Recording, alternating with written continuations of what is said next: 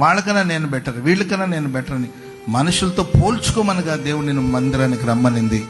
దేవుని ఎదుట నిలబడి, ఆయన ఎదురు వాక్యం అనే అర్థం ఎదుట నిలబడి నీలో ఉన్న లోపాలని సరి చేసుకుని బాగు చేసుకోవడానికి కొరికి మనం వచ్చాం. నాలో లోపమే లేదనే రోజు వచ్చిందనుకోండి, ఆ మరుసటి రోజు మీకు సమాధి కార్యక్రమం. నాకు లోపమే లేదు, అన్ని ఏ లోపం లేదు, పర్ఫెక్ట్ అయిపోయానని అనుకుంటే ఆ మరుసటి రోజు సమాధి కార్యక్రమం జరుగుతుంది. ఇంకా మనకు సమాధి కార్యక్రమం జరగలేదంటే దాని అర్థం లోపాలు ఉన్నాయి, సరి చేసుకోవాల్సిన విషయాలు చాలా ఉన్నాయి, కొదవలు ఉన్నాయి, కొరతలు ఉన్నాయి. ఏంటి నాలో ఉన్న కొదవేంటి?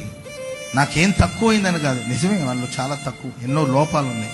వాటిని గురించి ప్రార్థన చేసుకుని సరి చేసుకోవడానికి దేవుని మందిరానికి వస్తే దేవుడు నేను నీతిమంతుడిగా మారుస్తాడు.